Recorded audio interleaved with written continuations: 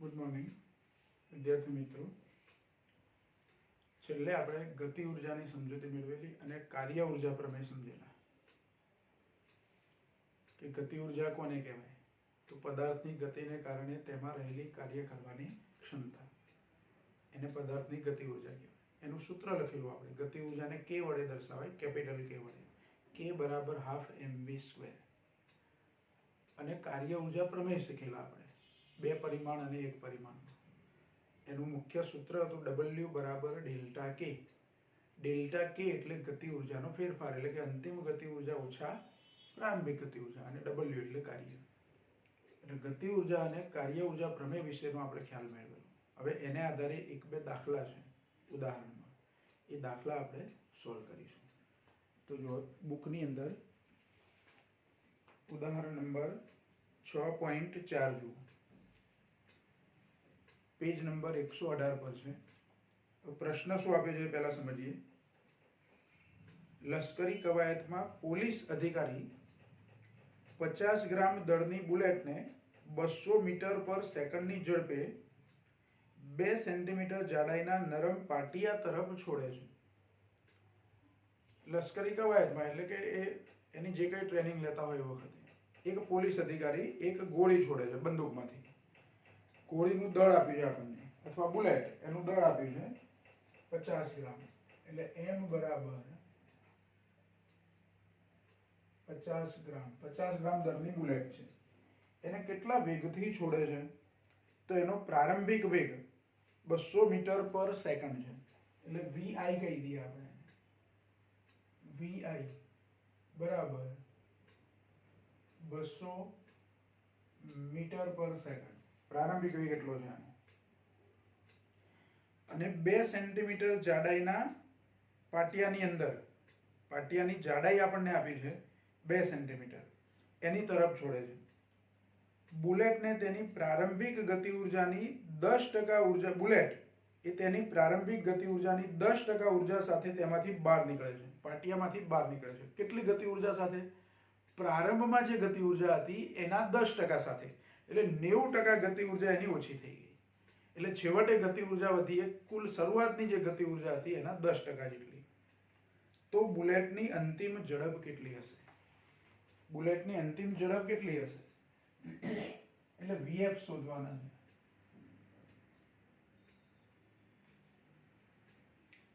હવે જો અહીંયા પાટિયાની જાડાઈ કેટલી છે એ આપી છે આપણને, પણ એની ગણતરીમાં આપણે કોઈ જરૂર નથી. 2 સેન્ટીમીટર જાડાઈના પાટિયા પર 2 સેન્ટીમીટર જાડાઈનું પાટિયું છે, એની પર આ બાજુ બંદૂકથી એક ગોળી છોડવામાં આવે.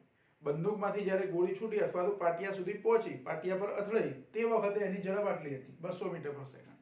બીજી બાજુ બહાર નીકળે ત્યારે એની ઝડપ કેટલી હશે? આવો પ્રશ્ન છે. તો પાટિયાને અથડાય એટલે પાટિયામાં અંદર આર પાર નીકળી જાય ખરી, પણ એ પાટિયાને કારણે એની ગતિ ઉર્જામાં ઘટાડો થાય, એટલે એની સ્પીડ ઘટે. તો પાટિયાને અથડાય એ વખતે 200 મીટર પર સેકન્ડની ઝડપ હોય, તો પાટિયામાંથી બહાર નીકળે એ વખતે કેટલી ઝડપ હોય? અને પ્રશ્ન આપણને એવું કહી દીધું છે પ્રશ્નમાં કે 10% જેટલી ગતિ ઉર્જા સાથે બહાર નીકળે છે. આ બાજુ દાખલ થાય એ વખતે ગતિ ઉર્જા 100% હોય, તો બીજી બાજુ નીકળે એ 100% એના 10%. અહીંયા જેટલી ગતિ ઉર્જા છે એના 10% ગતિ ઉર્જા અંતિમ ગતિ ઉર્જા. એટલે પ્રારંભિક ગતિ ઉર્જા અને અંતિમ ગતિ ઉર્જા વચ્ચેનો સંબંધ આપ્યો છે આપણને કે અંતિમ ગતિ ઉર્જા છે પ્રારંભિક ગતિ ઉર્જાના કેટલા ટકા છે? 10% છે. આ સંબંધનો ઉપયોગ કરી અને આપણે ગણતરી કરવાની. એટલે તંત્રની જો પ્રારંભિક ગતિ ઉર્જા આપણે લખી દઈએ પહેલા, અથવા તંત્ર તરીકે અહીંયા ગોળી છે અથવા બુલેટ છે, એટલે બુલેટની પ્રારંભિક ગતિ ઉર્જા, પ્રારંભિક ગતિ ઉર્જાનું કે ઇનિશિયલ એટલે કે i વડે દર્શાવવું, તો હાફ mvi². આ સૂત્ર થાય. પ્રારંભિક ગતિ ઉર્જા હાફ mvi², અને એની અંતિમ ગતિ ઉર્જા, બુલેટની અંતિમ ગતિ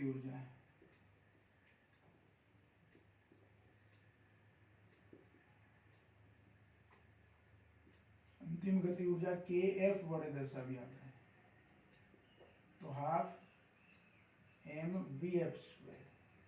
ફાઇનલ આ પ્રારંભિક અને અંતિમ ગતિ ઉર્જાના સૂત્રો લખી દીધા આપણે. અને હું પરિણામ નંબર 1 કહી દઉં અને પરિણામ નંબર 2. હવે જો આપણને કીધું છે પ્રશ્નમાં કે પ્રારંભિક ગતિ ઉર્જાના 10% ગતિ ઉર્જા સાથે પાટિયામાંથી બહાર નીકળે છે, એટલે એની અંતિમ ગતિ ઉર્જા એટલે કે kf એ પ્રારંભિક ગતિ ઉર્જાના 10% જેટલી છે. એટલે આપણે આવું લખી શકીએ કે kf એટલે કે અંતિમ ગતિ ઉર્જા બરાબર 10%, 10% ઓફ ki, પ્રારંભિક ગતિ ઉર્જાના 10% જેટલી છે અંતિમ ગતિ ઉર્જા. આ સંબંધ થાય પ્રશ્નમાં જે કીધું છે એ પ્રમાણે. પાટિયાની જાડાઈની આપણે કોઈ જગ્યાએ જરૂર નથી. હવે kf એનું સૂત્ર આપણે લખ્યું છે કે હાફ m vf સ્ક્વેર બરાબર 10% એટલે 10 ભાગ્યા 100 એટલે 0.1 કહેવાય. 10% એટલે 10 ભાગ્યા 100, ટકા છે એટલે 100 એ ભાગવાના, એટલે 10% એટલે 10 ભાગ્યા 100, 10 ભાગ્યા 100 એટલે 0.1. અને ki એટલે શું? તો 1/2 mvi સ્ક્વેર બરાબર. 1/2 એમ જતા રહેશે બે બાજુથી, એટલે vf સ્ક્વેર શું મળશે આપણને? તો vf સ્ક્વેર બરાબર 0.1 vi સ્ક્વેર. પણ vi કેટલા છે? 200. 200 નો વર્ગ કરવાનો, 0.1 વડે ગુણવાના અને વર્ગમૂળ લેવાનું. vf સ્ક્વેર છે એટલે જો vf સ્ક્વેર બરાબર 0.1 ગુણ્યા 200 નો વર્ગ, 200 નો વર્ગ એટલે 2 નો વર્ગ 4 ને 2 મીંડાને બદલે 4 મીંડા લખવાના, એટલે 0.1 ગુણ્યા 40,000 થાય. 0.1 છેલ્લે એક મીંડું જતું રહે એટલે vf સ્ક્વેર બરાબર 4000 થાય. અને 4000 નું વર્ગમૂળ લેવાનું, એટલે વર્ગમૂળમાં 4000. 4000 નું જે વર્ગમૂળ આવે તે આપણો જવાબ. એ વર્ગમૂળ જોઈ લઈએ કેટલું આવે.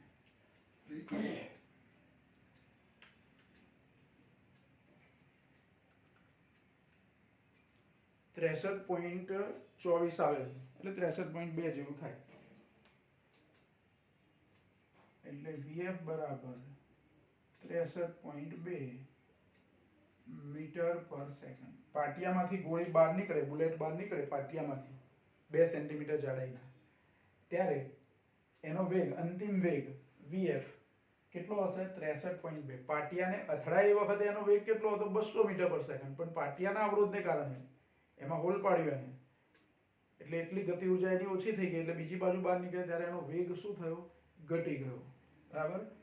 તો આટલો જવાબ આપણને મળશે 63.2 મીટર પર સેકન્ડ. આ પ્રશ્ન આપણને પૂછેલો હતો. જો એકદમ સહેલો દાખલો, ફરી ધ્યાન રાખો. ગોળીનું દળ આપ્યું છે, પણ આપણે શું કર્યું? સૂત્રો સરખા એટલે એમ ઉડી ગયા. તમે અલગથી આ ki શોધી કાઢ્યા હોત અહીંયા તો એમની જરૂર પડતી. બરાબર. પણ આપણે ગણતરી એવી રીતે કરી કે એમનો લોપ કરી દીધો બે બાજુથી, 1/2 એમનો, એટલે એમની કિંમત મૂકવાની જરૂર ના પડી.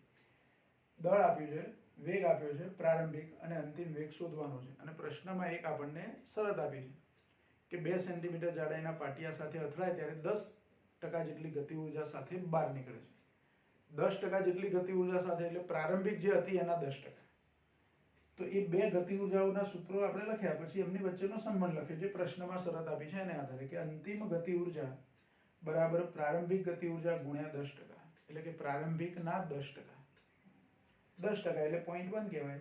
ki અને kf ના સૂત્રો લખ્યા, 1/2 એમનો બે બાજુ લોપ થઈ ગયું, vi 0.1 × vi સ્ક્વેર મળ્યું, vf સ્ક્વેર બરાબર vi ની કિંમત મૂકી હતી 200, એનો વર્ગ કર્યો, 0.1 વડે ગુણ્યા 4000 થયા, vf સ્ક્વેર 4000 થાય તો vf બરાબર વર્ગમૂળ 4000.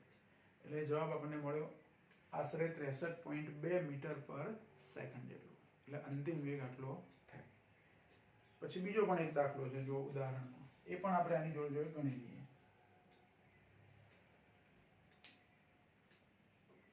જો આ દાખલો આપણે જે ગણ્યો 6.4, પછી 6.5 ઓલરેડી આપણે કાર્યનો પ્રશ્ન જે ગણેલો છે, એટલે હવે 6.6 ગણીશું. ઉદાહરણ નંબર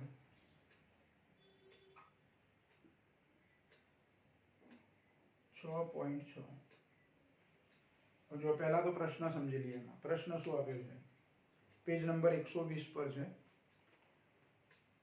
સમતલ સપાટી પર વી બરાબર 2 મીટર પર સેકન્ડની ઝડપથી ગતિ કરતું, જો વી બરાબર 2 મીટર પર સેકન્ડ એટલે પ્રારંભિક વેગ આપી દીધો. પ્રશ્નમાં આવું લખીને જ આપ્યું છે આપણને કે વી બરાબર 2 મીટર પર સેકન્ડ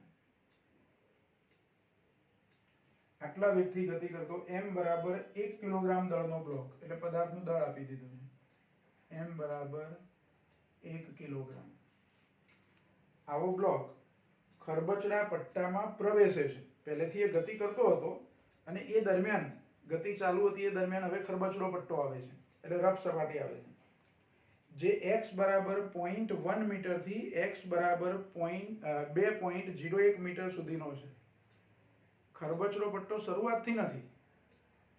ધારો કે x બરાબર 0 પરથી આપણે પદાર્થને ગતિ કરાવીએ છીએ, તો x બરાબર 0 થી 0.1 પર પહોંચે ત્યારે ખરબચડો પટ્ટો આવે છે. એટલે કે 10 સેન્ટીમીટર અંતર કાપ્યા પછી જો x બરાબર 0 થી ગતિ શરૂ થતી હોય તો, એટલે 0.1 થી ખરબચડો પટ્ટો શરૂ થાય છે અને ક્યાં સુધી? 2.01 મીટર સુધી. આટલો ખરબચડો પટ્ટો છે. આ પટ્ટાની મર્યાદામાં બ્લોક પર લાગતું અવરોધક બળ એટલે કયું? ઘર્ષણ બળ. Fr એ x ના વ્યસ્ત પ્રમાણમાં છે, જેનું સૂત્ર આપ્યું છે. બરાબર? જ્યાં x ની અચળાંક એક સૂત્રમાં આપ્યો છે, કે એની કિંમત આપી દીધી છે. તો પટ્ટાને પસાર કર્યા પછી બ્લોકની અંતિમ ગતિ ઉર્જા અને અંતિમ ઝડપ કેટલી હશે? પ્રારંભિક ઝડપ આપી દીધી છે આપણને, અંતિમ ઝડપ આપણે શોધવાની છે અને એક અવરોધક બળનું સૂત્ર આપ્યું છે આપણને. અવરોધક બળ કયા સૂત્ર પ્રમાણે છે? તો Fr બરાબર માઇનસ K upon x. આ K એટલે અચળાંક K, અહીંયા ગતિ ઉર્જાનો K નથી, એક અચળાંક તરીકે K આપ્યો છે. જ્યાં જો શરત આપી છે 0.1 less than x less than 2.01 metre. જો આનો મતલબ શું? કે આ બળ જે છે, અવરોધક બળ, એ 0.1 અને 2.01 ની વચ્ચે છે. x ના મૂલ્યો માટે જ છે કે 0.1 લેસ ધેન x એટલે x નું મૂલ્ય 0.1 કરતા મોટું અને અહીંયા x નું મૂલ્ય 2.01 કરતા નાનું. એટલે ટૂંકમાં 0.1 મીટર અને 2.01 મીટરની વચ્ચે જ આ બળ લાગે છે, પછી આ બળ લાગતું નથી. એટલે પાછું અહીંયા Fr ઇક્વલ ટુ 0 કરીને પણ આપ્યું છે. આ Fr ઇક્વલ ટુ 0, આ બળ 0 ક્યારે? તો 0.1 કરતા ઓછી કિંમત માટે અને 2.01 કરતા મોટી કિંમત માટે. તો એ પણ શરત આપી છે આપણને કે જ્યાં x લેસ ધેન 0.1 મીટર તથા x ગ્રેટર ધેન 2.01 મીટર. જો આનો કહેવાનો મતલબ શું? આ બીજું જે લખ્યું એનો મતલબ શું? કે 0.1 અને 2.01 ની વચ્ચે જ અવરોધક બળ લાગે છે. 0.1 કરતા ઓછા મૂલ્ય માટે કે 2.01 કરતા મોટા મૂલ્ય માટે અવરોધક બળ 0 છે, મતલબ કે અવરોધક બળ લાગતું નથી. મતલબ ખરબચડી સપાટી પહેલા લીસી સપાટી છે અને ખરબચડી સપાટી પૂરી થાય પછી પણ લીસી સપાટી છે, એટલે અવરોધક બળ એ વિસ્તારમાં લાગતું નથી. વચ્ચેનો જે વિસ્તાર છે 0.1 થી 2.01 નો, એમાં જ અવરોધક બળ લાગે, એટલે કે ઘર્ષણ બળ લાગે. બરાબર? અને પ્રશ્ન આપણને એવો પૂછ્યો છે, પ્રશ્નમાં શું પૂછ્યું છે? તો K ફાઇનલ અંતિમ ગતિ ઉર્જા શોધવાની છે અને V ફાઇનલ અંતિમ વેગ શોધવાનો છે. પ્રારંભિક ગતિ ઉર્જા અને પ્રારંભિક વેગ અને દળ આપ્યા છે, એટલે પ્રારંભિક ગતિ ઉર્જા તો મળી જાય, એટલે પ્રારંભિક ગતિ ઉર્જા આપી કહેવાય અને પ્રારંભિક વેગ તો છે જ આપણી જોડે.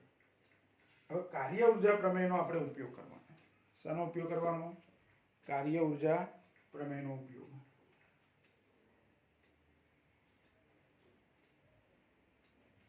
અને કાર્ય ઉર્જા પ્રમેય જે છે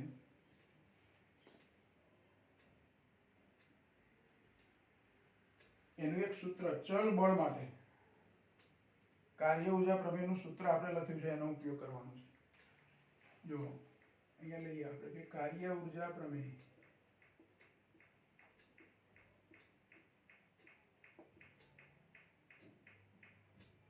W બરાબર ડેલ્ટા કે અથવા ડેલ્ટા કે બરાબર W લખીએ આપણે. ડેલ્ટા કે બરાબર W. ડેલ્ટા કે એટલે અંતિમ ગતિ ઉર્જા ઓછા પ્રારંભિક ગતિ ઉર્જા. ડેલ્ટા કે ની જગ્યાએ લખાય ને W એટલે એક સૂત્ર આપણે ચલ બળનું લખેલું છે, સંકલન F dx એટલે કે Fx dx. xi શરૂઆતનું સ્થાન અને અંતિમ સ્થાન. આપણે અહીંયા xf આવશે. આપણે x1 થી x2 f dx આવું સૂત્ર લખેલું છે. એક પરિમાણમાં ચલ બળ વડે કાર્યનું સૂત્ર જે લખ્યું છે એમાં, કારણ કે આ બળ એ ચલ બળ છે, x પર આધારિત છે, એટલે કેવું બળ કહેવાય? ચલ બળ. અને ચલ બળ માટે એક પરિમાણમાં કાર્યનું આ સૂત્ર છે. હવે અહીંયા fx, અહીંયા આપણે fr લખ્યા છે, અહીંયા fx લખ્યા છે તો બળ.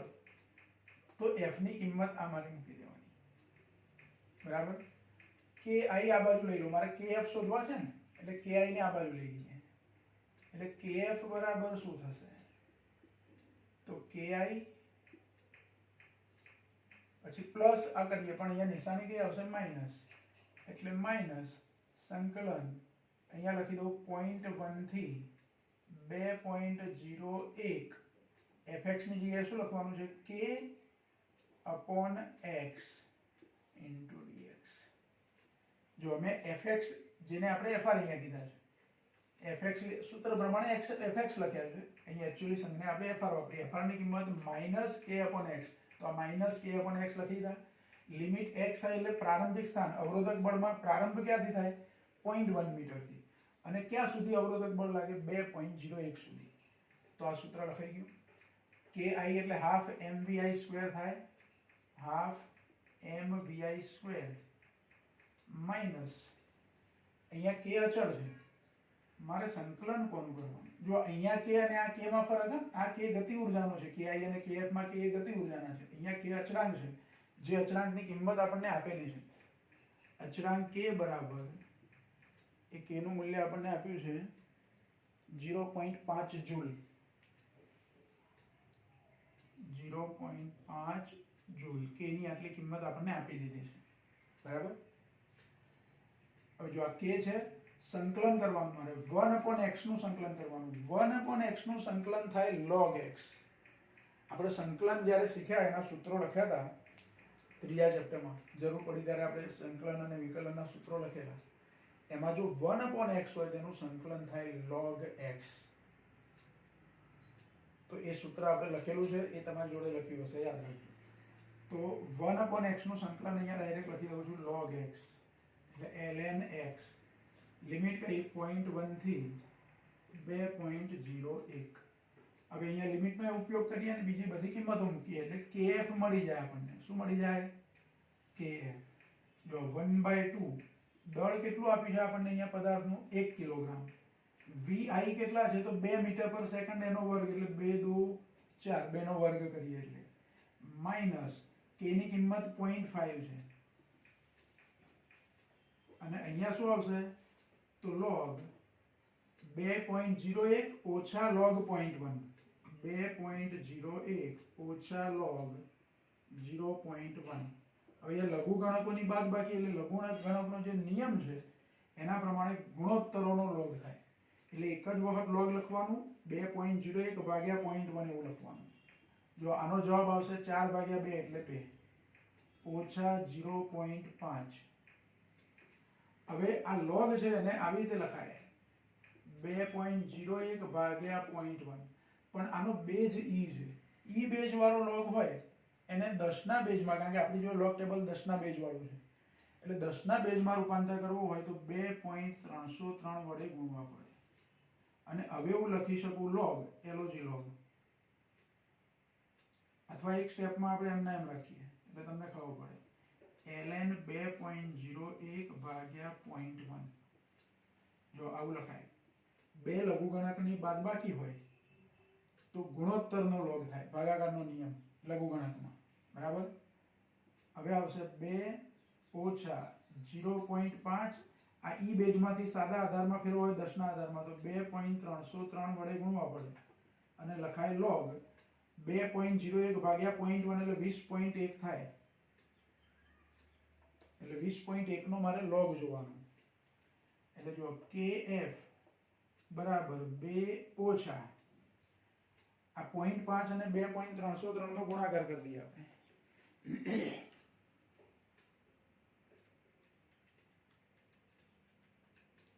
એટલે 1.15 આવું થાય છે.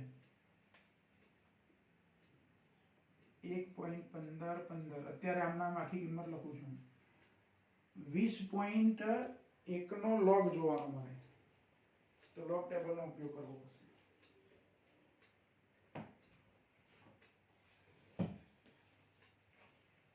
જો આનો લોગ જોઈએ ત્યારે પૂર્ણાંશ, આપણે પૂર્ણાંશ જે લખીએ છીએ એ 1 પોઈન્ટ આવે, બે આંકડા છે દશાંશીના પહેલા, એટલે 20 નો 1 માં લોગ જોવાનો મારે.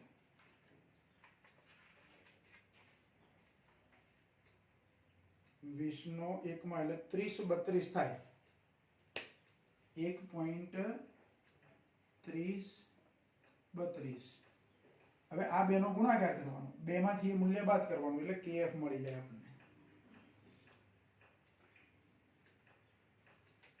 એટલે kf બરાબર અંતિમ ગતિ ઊર્જા kf બરાબર 2 ઓછા, હવે આ બેનો ગુણાકાર કરી દઈએ, 1.15 ગુણ્યા 1.3032 એટલે 1.5 થાય છે. બેનો ગુણાકાર કેટલો થાય છે? 1.5. તો kf કેટલા મળે આપણને? તો 0.5 જૂલ. બેમાંથી 1.5 બાદ થાય એટલે જો એક પ્રશ્નનો જવાબ મળી ગયો આપણને.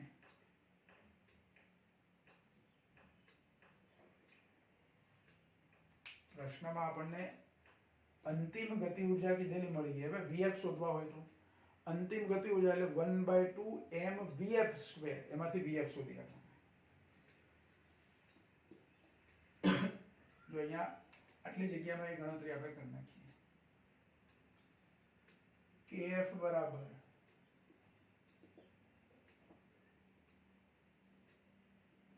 1/2 m vf સ્ક્વેર. તો vf સ્ક્વેર બરાબર શું થાય? આ vf સ્ક્વેર ને કરતા બનાવો તો બે ગુણાકારમાં જાય, m છેદમાં જાય, એટલે 2kf ભાગ્યા m. કિંમતો મૂકી દઈએ. 2 ગુણ્યા kf એટલે 0.1 છે, સોરી 0.5 છે, અને m એટલે કેટલા છે? તો 1 કિલોગ્રામ છે. એટલે જુઓ 2 ગુણ્યા 0.5 એટલે 1, 1 ભાગ્યા 1 એટલે 1, એટલે vf સ્ક્વેર બરાબર 1 થાય. તો vf બરાબર પણ કેટલા થાય? vf સ્ક્વેર બરાબર 1 થાય. તો vf બરાબર પણ કેટલા થાય? 1 મીટર પર સેકન્ડ. એટલે અંતિમ વેગ 1 મીટર પર સેકન્ડ હશે. આ બીજો જવાબ મળી ગયો આપણને. જો પ્રારંભિક વેગ 2 મીટર પર સેકન્ડ હતો. એક સમક્ષિતિ સપાટી પર, હવે ફરી સમજો, એક સમક્ષિતિ સપાટી પર 1 કિલોગ્રામ દળનો બ્લોક મૂકેલો છે. એ ગતિ કરે છે, ગતિ કરાવીએ છીએ એને કેટલા વેગથી? 2 મીટર પર સેકન્ડના વેગથી. પણ શરૂઆતમાં એ લીસી સપાટી પર છે. જેવો ઘર્ષણવાળી સપાટી પર દાખલ થાય 0.1 આગળ, 0.1 મીટર આગળ, પછી એનો વેગ ધીરે ધીરે ઘટવા લાગશે. 2.01 થી બહાર આવી જાય એટલે એ વખતે એનો વેગ કેટલો? અંતિમ વેગ તો 1 મીટર પર સેકન્ડ મળ્યો. દાખલ થયો રફ સપાટી પર, જ્યારે એ દાખલ થયો, રફ સપાટી પર એન્ટ્રી થઈ એની, એ વખતે એનો વેગ 2 હતો. રફ સપાટી પૂરી થઈ એટલે એનો વેગ ઘટીને કેટલો થઈ ગયો? 1 મીટર પર સેકન્ડ. પછી તો ઘર્ષણ રહિત સપાટી છે, એટલે પછી જે ગતિ કરશે અચળ વેગથી એની ગતિ ચાલુ રહેશે. બરાબર?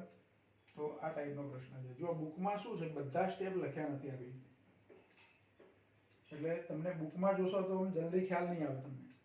બરાબર અહીંયા આપણે જેવી રીતે લખ્યું છે એ જ રીતે તમે લખી લેશો એટલે ખબર પડશે. બરાબર? અને પછી vf ગણી કાઢવાના. પહેલા kf ગણવાના, kf મળી જાય એટલે vf મળી જાય. એમ તો આપણને આપેલા જ છે. એટલે આપણને એક અગત્યનો દાખલો 3 માર્કમાં પૂછી શકાય એવો પ્રશ્ન, અગત્યનો પ્રશ્ન. બરાબર? તો જુઓ, ગતિ ઉર્જાનો ટોપિક આપણો પૂરો થયો. પહેલા આટલું લખી લો, પછી આપણે સ્થિતિ ઉર્જા વિશેનો ટોપિક શરૂ કરીએ. બરાબર.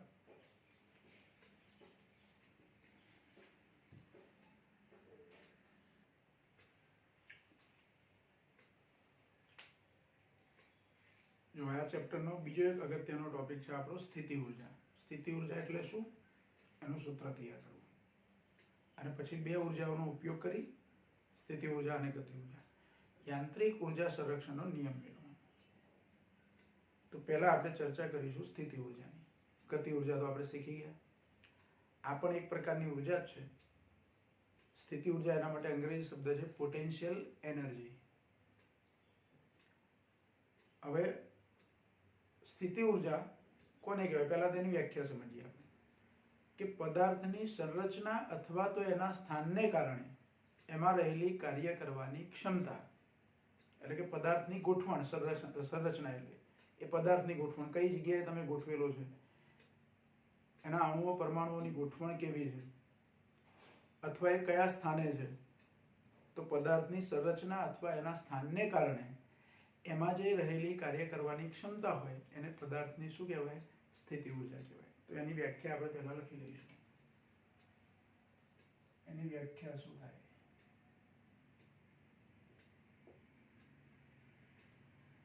તો પદાર્થની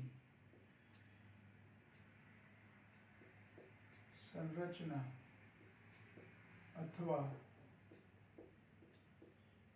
સ્થાનને કારણે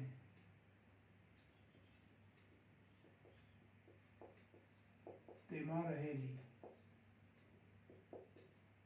કાર્ય કરવાની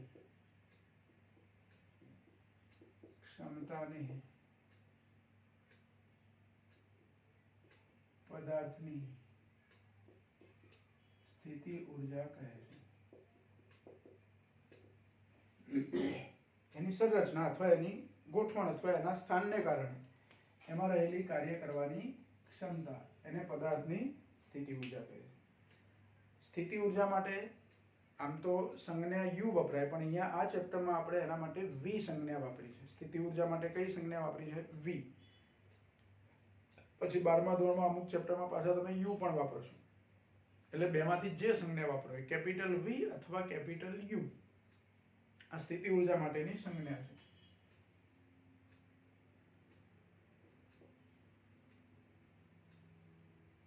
કેપિટલ વી એને વી વડે દર્શાવાય, અથવા ઘણી વખતે આપણે યુ વડે પણ દર્શાવી શકીએ. સ્થિતિ ઉર્જા માટે કેપિટલ વી અથવા કેપિટલ યુ. આ ચેપ્ટરમાં, આ થિયરીમાં અહીંયા વી સંજ્ઞા વાપરી છે. મોટે ભાગે આપણે યુ સંજ્ઞા વાપરીએ છીએ અથવા વાપરીશું, પણ આ ચેપ્ટર પૂરતું આપણે એને વી સંજ્ઞાથી દર્શાવીશું. હવે સ્થિતિ ઉર્જાના અહીંયા ઉદાહરણ એક ચર્ચા કરેલી છે આપણને કે સ્થિતિ ઉર્જા કોને કહેવાય, એનું ઉદાહરણ કયું આપી શકાય. તો એક સરસ પૃથ્વીના પોપડા માટે ઉદાહરણ આપ્યું છે કે પૃથ્વીની સપાટી તમે જોશો, પૃથ્વી એક તો સંપૂર્ણ ગોળો નથી, એનો આકાર થોડોક ઉપર નીચે ચપટો છે. આપણે નારંગી જેવા આકારની પૃથ્વી કહીએ છીએ. એ આકાર એનો ભલે એ ટાઈપનો રહ્યો, પણ એની સપાટી જે ખરી એ પણ ખરબચડી છે. કંઈ એકદમ સરસ આપણે કાચનો ગોળો સરસ બનાવ્યો હોય એવી કંઈ ગોળા જેવી એકદમ મસ્ત સરફેસ નથી એની. ખાડા ટેકરાવાળી સપાટી. તમે અલગ અલગ જગ્યાએ નિરીક્ષણ કરો જમીનના ભાગોનું તો આપણને ખબર પડે કે અમુક જગ્યાએ પર્વતો છે, નાના ડુંગરા છે, ખીણો છે, સમુદ્ર છે તો ત્યાં તળાવ છે, અથવા સમુદ્ર કે સરોવર છે ત્યાં ખાડાઓ છે. બરાબર. તો પૃથ્વીની સપાટી એક સરખી નથી, ટૂંકમાં ખરબચડી છે. અમુક જગ્યાએ પૃથ્વીની જે સપાટી છે એમાં ફાટ એટલે કે તિરાડો પણ છે, ઊંડી તિરાડો. આમ અંદર જોઈએ તો આપણને એવું લાગે આટલી બધી ઊંડી તિરાડ હશે, પણ આ તિરાડ એ વાસ્તવમાં શું છે? પૃથ્વીના પોપડા પર આ તિરાડો જે આપણને જોવા મળે, તિરાડ એટલે 1-2 ફૂટ ઊંડી નહીં, એવા ખાડાની વાત નથી, પણ જમીન ફાટી ગયેલી હોય એવું તમને લાગે, અને ઘણી ઊંડી તિરાડ હોય. પૃથ્વીનો પોપડો જેટલી જાડાઈનો હોય એટલી લગભગ એ ઊંડાઈ હોય, ઘણી બધી ઊંડાઈ હોય. તો એ ફાટ જે પડેલી છે પૃથ્વીની સપાટી પર અમુક જગ્યાએ, તો એ ફાટ પડેલી છે અથવા તિરાડ પડેલી છે એક પ્રકારની દબાયેલી સ્પ્રિંગ જેવી સ્થિતિ છે. અને તિરાડ પડેલા ભાગો જ્યારે એકબીજા સાથે ગોઠવાવા જાય એ ગોઠવાવા જાય એકબીજા સાથે સેટ થઈને, ત્યારે ધરતીકંપ થાય છે. તો એ ધરતીકંપ થયો એ શું છે? તો પેલી ફાટને કારણે એ જે સ્થિતિ ઉર્જા છે, દબાયેલી સ્પ્રિંગ જેવી છે, એટલે એમાં સ્થિતિ ઉર્જા છે. આ ફાટો છે એક પ્રકારની સ્થિતિ ઉર્જાનો સંગ્રહ ત્યાં થયેલો છે. તો એ સ્થિતિ ઉર્જાનું રૂપાંતર બીજી ઉર્જામાં થાય છે, ધરતીકંપ સ્વરૂપે થાય છે. તો એક ઉદાહરણ આપણને આપેલું છે, ખાલી સમજવા માટે છે. આપણે એની બહુ ચિંતા કરવાની નથી કે ફાટ છે એટલે શું થઈ જશે એવું, પણ એક ઉદાહરણ આપ્યું છે સ્થિતિ ઉર્જાનું. બીજું એક ઉદાહરણ લઈ શકીએ આપણે કે કોઈ નદી પર બંધ બાંધેલો હોય અને પાણીને રોક્યું છે. તો એ પાણી આપણે બંધ બાંધીને રોક્યું કેમ? તો એમાંથી ઉર્જા ઉત્પન્ન કરવાની છે, વિદ્યુત ઉર્જા. તો બંધમાં રહેલું પાણી જે સ્થિર છે, હવે વહેતું નથી, આપણે એને રોકી દીધું છે, તો સ્થિર પાણીની અંદર સ્થિતિ ઉર્જા છે. જ્યારે એને ધોધ સ્વરૂપે ટર્બાઇન પર પાડવામાં આવે છે, ત્યારે એ સ્થિતિ ઉર્જાનું રૂપાંતર આપણે શામાં કરીએ છીએ? ગતિ ઉર્જામાં. એ ગતિ ઉર્જામાંથી આપણે ટર્બાઇન ફેરવીએ છીએ ગતિ ઉર્જાનો ઉપયોગ કરી, એટલે એનું રૂપાંતર યાંત્રિક ઉર્જામાં થયું, ગતિ ઉર્જામાં. એટલે સ્થિતિ ઉર્જાનું રૂપાંતર ગતિ ઉર્જામાં, ગતિ ઉર્જાનું યાંત્રિક ઉર્જામાં, અને એ યાંત્રિક ઉર્જાનો ઉપયોગ કરીને આપણે વિદ્યુત ઉર્જા મેળવીએ છીએ. એટલે વાસ્તવમાં એક ઉર્જાનું બીજી ઉર્જામાં રૂપાંતર કરીએ છીએ. તો બંધની અંદર નદીનું રોકેલું પાણી જે સ્ટોર થયેલું છે એ પણ એની અંદર સ્થિતિ ઉર્જા છે. તો સ્થિતિ ઉર્જાનું ઉદાહરણ કહી શકાય. અમુક ઊંચાઈએ સ્થિર પકડી રાખેલો કોઈ પદાર્થ હવાની અંદર આપણે પકડી રાખ્યો છે. ધારો કે 2 કે 3 માળના બિલ્ડિંગ પર આપણે ઊભા છે ને ટેરેસ પરથી આમ નીચે જમીન પર મોકલવા માટે કોઈ વસ્તુ પકડી રાખી છે, પથ્થરનો ટુકડો એક પકડી રાખ્યો છે, તો એ વખતે એનામાં સ્થિતિ ઉર્જા છે. જેવો છોડી દઈએ છે એટલે જમીન પર પહોંચી જાય છે અમુક સેકન્ડમાં. તો આપણા હાથમાંથી જ્યારે છૂટે ત્યારે એની જોડે સંપૂર્ણપણે પકડેલો હતો ત્યારે એની અંદર સ્થિતિ ઉર્જા હતી. હવે છોડી દઈએ એટલે સ્થિતિ ઉર્જાનું રૂપાંતર શામાં થવા લાગે છે? ગતિ ઉર્જામાં. એટલે સ્થિતિ ઉર્જાનું રૂપાંતર ગતિ ઉર્જામાં. તો અમુક ઊંચાઈએ પકડી રાખેલી કોઈ વસ્તુ, એમાં પણ સ્થિતિ ઉર્જાનો સંગ્રહ થયેલો છે. અને એ જે સ્થિતિ ઉર્જા છે, અમુક ઊંચાઈએ રાખેલી વસ્તુ, એની જે સ્થિતિ ઉર્જા છે એને આપણે ગુરુત્વીય સ્થિતિ ઉર્જા કહીએ છીએ. કઈ સ્થિતિ ઉર્જા કહીએ છીએ? ગુરુત્વીય સ્થિતિ ઉર્જા. તો આપણે અહીંયા ચર્ચા કરવી છે અત્યારે હાલ ગુરુત્વીય સ્થિતિ ઉર્જાની.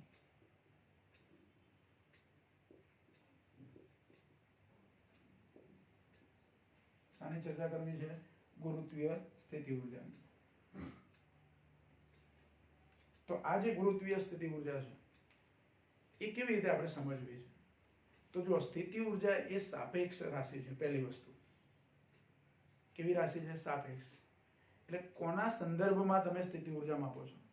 ધારો કે પૃથ્વીની સપાટી પર હું કોઈ પદાર્થની સ્થિતિ ઉર્જા શૂન્ય ગણું. પૃથ્વીની સપાટી પર કોઈ એક પથ્થરનો ટુકડો પડ્યો છે, 1 કિલો પથ્થરનો ટુકડો જેવું સમજો. તો એ પથ્થરનો ટુકડો જ્યાં સુધી પૃથ્વીની સપાટી પર છે ત્યાં સુધી એની સ્થિતિ ઉર્જા હું શૂન્ય ગણું છું. સ્થિતિ ઉર્જા સાપેક્ષ છે એટલે એવું જરૂરી નથી કે પૃથ્વીની સપાટી પર તમે સ્થિતિ ઉર્જા શૂન્ય જ લો. પણ ગુરુત્વીય સ્થિતિ ઉર્જા સમજવા માટે આપણે પૃથ્વીની સપાટી પર સ્થિતિ ઉર્જા શું ગણીએ? શૂન્ય ધારી લઈએ છીએ. હવે એ પદાર્થ 1 કિલોગ્રામ દરનો પદાર્થ છે એને ઉચકી અને મારે 10 મીટર કે 10 ફૂટ ઊંચે મૂકવો છે, 10 ફૂટ ઊંચાઈ પર લઈ જવો છે, તો શું કરવું પડશે? હું એમ કહું કે ચાલ આ પથ્થરનો ટુકડો છે જાતે ઉડીને 10 ફૂટ ઉપર જતો રહે, જશે? ના જાય. એના માટે આપણે શું કરવું પડશે? કાર્ય કરવું પડશે. એટલે એ પથ્થરના ટુકડાને પકડી ઉચકી અને જે ઊંચાઈએ મૂકવો હોય ત્યાં લઈ જવું પડશે. પણ એ વસ્તુને ઉચકીને ઉપર લઈ જઉં છું તો વાસ્તવમાં ગુરુત્વાકર્ષણ બળની વિરુદ્ધ કાર્ય થાય છે. ગુરુત્વાકર્ષણ બળ એટલે mg, જે અધો દિશામાં હોય. mg અધો દિશામાં હોય, પણ આપણે શું કરીએ છીએ? પદાર્થને mg જેટલું જ બળ લગાડીને એને ઉર્ધ્વ દિશામાં લઈ જઈએ છીએ, પણ mg જેટલું બળ એ ગુરુત્વાકર્ષણ બળની વિરુદ્ધ, એટલે -mg. ગુરુત્વાકર્ષણ બળની વિરુદ્ધ એ પદાર્થને મારે 0 ઊંચાઈએથી, એટલે કે પૃથ્વીની સપાટી પર એની ઊંચાઈ 0 ગણું, તો 0 ઊંચાઈએથી h ઊંચાઈએ લઈ જવો છે. તો m દળના કોઈ પદાર્થને ગુરુત્વાકર્ષણ બળની અસર હેઠળ પૃથ્વીની સપાટી પરથી h ઊંચાઈએ લઈ જવા માટે જે કાર્ય કરવું પડે તે mgh જેટલું થાય. કેટલું કાર્ય થાય? mgh જેટલું. ગઈ વખતે આપણે એવી ચર્ચા કરેલી છે કે mg એટલે ગુરુત્વાકર્ષણ બળ, h એટલે ઊંચાઈ, બળ ગુણ્યા સ્થાનાંતર એટલે કાર્ય થયું. પણ ગુરુત્વાકર્ષણ બળની વિરુદ્ધ એને લઈ જઈએ છીએ આપણે. તો એ જે કાર્ય કરવું પડે છે w, જે ઋણ હશે, અને એ કાર્યના ઋણ મૂલ્ય જેટલું મૂલ્ય લઈએ આપણે, એ કાર્ય જે થાય એનું ઋણ મૂલ્ય લઈએ એટલે સ્થિતિ ઉર્જા. એટલે જો m દળના પદાર્થને અહીંયા હું લખું કે m દળના પદાર્થને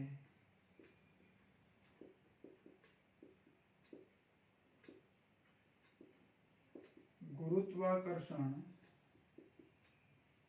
બળની વિરુદ્ધ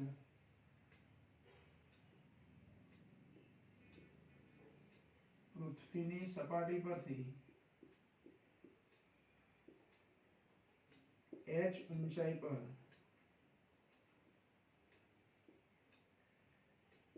લઈ જવા માટે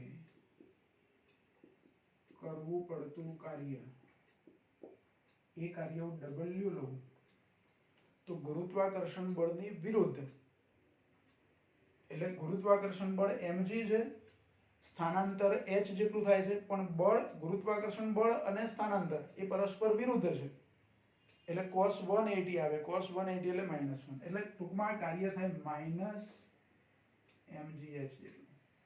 ગુરુત્વાકર્ષણ બળની વિરુદ્ધ પદાર્થને h ઊંચાઈએ લઈ જવા માટે કરવું પડતું કાર્ય -mgh જેટલું થાય. પણ ગુરુત્વીય સ્થિતિ ઊર્જા એટલે શું?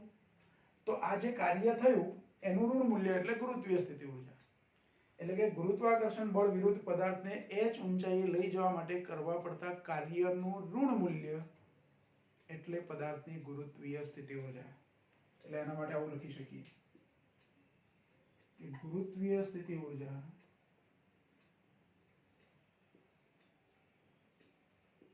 એટલે પદાર્થને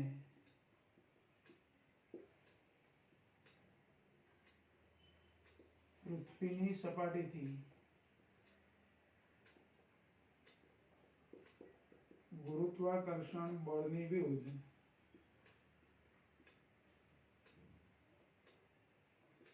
h ઊંચાઈએ લઈ જવા માટે કરવા પડતા કાર્યનું ઋણ મૂલ્ય. ગુરુત્વીય સ્થિતિ ઊર્જા એટલે આવું કહેવાય. એટલે આ કાર્યનું જે ઋણ મૂલ્ય, કાર્ય માઇનસ છે એનું પાછું ફરી માઇનસ કરવું એટલે પ્લસ થઈ જાય. એટલે આવું કહી શકાય કે માટે સ્થિતિ ઊર્જા, ગુરુત્વીય સ્થિતિ ઊર્જા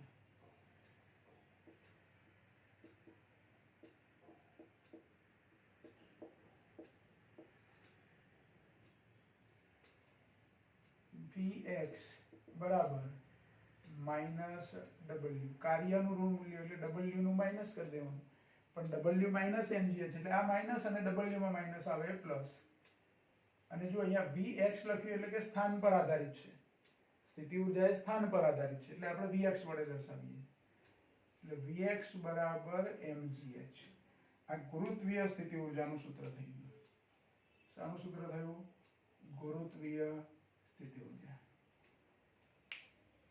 અને આ સ્થિતિ ઊર્જાનું વિકલન કરીએ, એનું ઋણ મૂલ્ય લઈએ એટલે બળ મળે આપણને. શું મળે? બળ મળે. આનું વિકલન કરીએ તો શું થાય જુઓ તો mgh.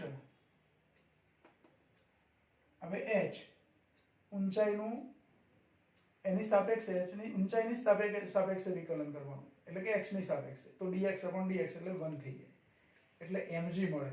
અને mg નું માઇનસ લઈએ એટલે કે -mg લઈએ તો એ જે બળ આપણે લગાડ્યું તે મળે, બાહ્ય બળ મળે. આપણે ગુરુત્વાકર્ષણ બળ અડધો દિશામાં હતું, પણ આપણે પદાર્થને ઉચકીને લઈ ગયા એટલે ગુરુત્વાકર્ષણ બળની વિરુદ્ધ લઈ ગયા એટલે -mg લીધા હતા આપણે અહીંયા. તો આ -mg મને કેવી રીતે મળે? તો આનું વિકલન કરવાથી, એટલે dv/dh અથવા x લખ્યા હોય તો dv/dx. આ પરિણામ જે મળે છે એને નંબર 2 આપી દઈએ આપણે. જો આ સૂત્ર એ બહુ અગત્યનું, ગુરુત્વીય સ્થિતિ ઊર્જાનું સૂત્ર મળી ગયું આપણને. ગુરુત્વીય સ્થિતિ ઊર્જા એટલે આપણે શું યાદ રાખવાનું? mgh. બરાબર. પણ આનું વિકલન કરવું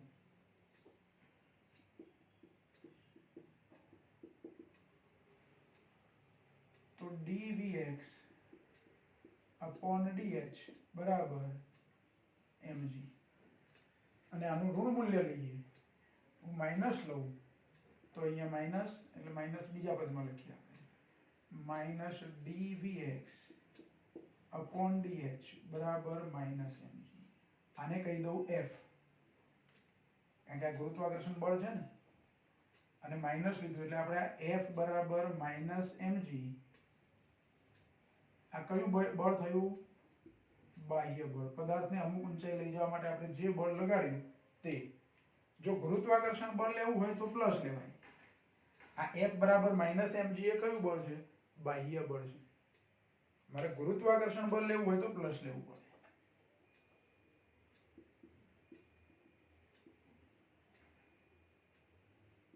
Fg ગ્રેવિટેશનલ ફોર્સ કેટલું લેવાય mg આ Fext એક્સટર્નલ છે બાહ્ય બળ છે એટલે જો Fext બરાબર શું મળ્યું આપણને માઈનસ dvx dh મેં અહીંયા ઊંચાઈ માટે h લખ્યો છે આ ધ્યાન રાખો પણ એને x ના સ્વરૂપમાં બતાવવું હોય તો બતાવી શકું એટલે આવું લઈ શકું કે dvx dh માં dh ને બદલે dx લઈ શકાય કારણ કે h એ પણ અંતર બતાવે છે અને x એ પણ અંતર બતાવે છે એટલે આ સૂત્ર આવું લઈ શકું કે માઇનસ dvx dx બરાબર માઇનસ mg આવું લઈ શકાય બરાબર બીજું આના બરાબર આપણે શું લખ્યું Fext એટલે કે f બરાબર Fext એવું લખવાને બદલે ખાલી f લખું છું એ બાહ્ય બળ છે f બરાબર માઇનસ dvx dx અને માટે dvx બરાબર માઇનસ f dx આવું સૂત્ર મળે સ્થિતિ ઊર્જાનો ફેરફાર એ માઇનસ f dx જેટલો થાય એકચ્યુઅલી f dx એટલે w લીધેલા છે આપણે કાર્ય ઊર્જા પ્રમેય પ્રમાણે બરાબર એટલે dvx બરાબર માઇનસ f dx અથવા ડેલ્ટા v હું ડેલ્ટા v લખી શકું ડેલ્ટા v લખું તો અહીંયા ડેલ્ટા x લખાય f ડેલ્ટા x બરાબર તો આ થઈ આપણી ચર્ચા સ્થિતિ ઊર્જાને લગતી અને સ્થિતિ ઊર્જા એ પણ એક પ્રકારની ઊર્જા છે એટલે એનો એકમ પણ જૂલ થાય સ્થિતિ ઊર્જાનો એકમ કયો થાય જૂલ થાય એનું પારિમાણિક સૂત્ર લઈએ તો m1l2t - 2 બરાબર બીજી એક વસ્તુ કે h ઊંચાઈએથી અથવા અમુક ઊંચાઈએથી એક પદાર્થને આપણે મુક્ત પતન કરાવીએ તો એનો અંતિમ વેગ શું મળે તો મુક્ત પતનમાં પ્રારંભિક વેગ 0 આપણી જોડે અચળ પ્રવેગી ગતિનું સૂત્ર છે અહીંયા અચળ પ્રવેગી ગતિ થાય મુક્ત પતન એટલે તો v2 - v02 બરાબર 2ax આવું સૂત્ર છે અચળ પ્રવેગી ગતિ મુક્ત પતન પામતા પદાર્થ માટે જુઓ અહીંયા હું સેટ લખું એમ કે મુક્ત પતન માટે v2 બરાબર 2gh આવું સૂત્ર થાય કયા સૂત્ર પરથી v2 - v02 બરાબર 2ax પરથી v0 બરાબર 0 લો પ્રારંભિક વેગ 0 હોય એટલે a બરાબર g લઈ લો મુક્ત પતન થાય એટલે એને બદલે શું લેવાનું g અને x બરાબર શું લઈ લીધું h એટલે v2 બરાબર 2gh થઈ ગયું હવે જો આવું થતું હોય તો બંને બાજુ m/2 વડે ગુણું એટલે 1/2 m વડે ગુણું તો આ બાજુ પણ 1/2 m વડે ગુણવા પડે 2gh ને બરાબર જો અહીંયા 1/2 m વડે ગુણ્યા અહીંયા 1/2 m વડે ગુણ્યા v2 ને 1/2 m વડે ગુણ્યા એટલે ગતિ ઊર્જા થઈ ગઈ અહીંયા 1/2 m વડે ગુણ્યા એટલે 2 જતા એટલે mgs થઈ ગયા એટલે સ્થિતિ ઊર્જા થઈ ગઈ એટલે ખરેખર 1/2 mv2 બરાબર mgh આ પણ એક અગત્યનું પરિણામ સ્થિતિ ઊર્જાનું રૂપાંતર ગતિ ઊર્જામાં થયું એવું બતાવે છે આ સમીકરણ આપણને આ સમીકરણ શું સૂચવે છે કે અમુક ઊંચાઈએ મેં એક m દળનો પદાર્થ સ્થિર પકડી રાખ્યો છે તો એમાં કઈ ઊર્જા હશે mgh 10 મીટર ઊંચાઈ પર મેં m દળના પદાર્થને પકડી રાખ્યો છે તો mgh જેટલી એની સ્થિતિ ઊર્જા થઈ છોડી દઉં એટલે એનું રૂપાંતર ગતિ ઊર્જામાં થાય એ પદાર્થને હું છોડી દઉં તો એનું રૂપાંતર શામાં થાય ગતિ ઊર્જામાં જેવો જમીનને અથડાવવાની તૈયારી છે એ વખતે સ્થિતિ ઊર્જા શૂન્ય થઈ ગઈ અથવા અથડાયો તે વખતે એ જ ક્ષણે એમ રૂપાંતર ગતિ ઉર્જામાં થઈ ગયું. એટલે સ્થિતિ ઉર્જાનું રૂપાંતર મુક્ત પતનમાં શામાં થાય છે? ગતિ ઉર્જામાં રૂપાંતર. મહત્તમ ઊંચાઈઓ એ વખતે માત્ર એની સ્થિતિ ઉર્જા છે. અમુક અંતરે વચ્ચે આવ્યો હોય ત્યારે 10 મીટર ઊંચે પકડી રાખ્યો હતો, 7 મીટર નીચો આવી ગયો, હજુ 3 મીટર બાકી છે જમીન પર પહોંચવાનું, તો એ વખતે એમાં કઈ ઉર્જા હશે? તો એ વખતે એમાં સ્થિતિ ઉર્જા હશે 3 મીટર ઊંચાઈને અનુરૂપ, અને ગતિ ઉર્જા પણ હશે. જેવો હજુ નીચે જશે ધીરે ધીરે એટલે સ્થિતિ ઉર્જા ઘટતી જશે અને ગતિ ઉર્જા વધતી જશે. છેલ્લી મોમેન્ટ પર એની સ્થિતિ ઉર્જા શૂન્ય અને ગતિ ઉર્જા મહત્તમ થઈ જશે. આ બધી ચર્ચાઓ પણ કરી શકાય. એની પરથી યાંત્રિક ઉર્જાની આપણે વાત કરી શકીએ, બંને ઉર્જાઓ ભેગી કરીએ તો. પણ આજની ચર્ચા આપણે અહીંયા સુધી રાખીએ છીએ, ગુરુત્વીય સ્થિતિ ઉર્જા. બરાબર. પછી નેક્સ્ટ ટાઈમ આપણે યાંત્રિક ઉર્જાની ચર્ચા કરીશું અને એના સંરક્ષણનો નિયમ પર તૈયાર કરીશું. તો અહીં સુધીનું બરાબર ધ્યાનથી તમે એક વખત વાંચી લો, સમજી લો, અને જેવું લખ્યું જેવું તમે બુકમાં લખી પણ દેશો.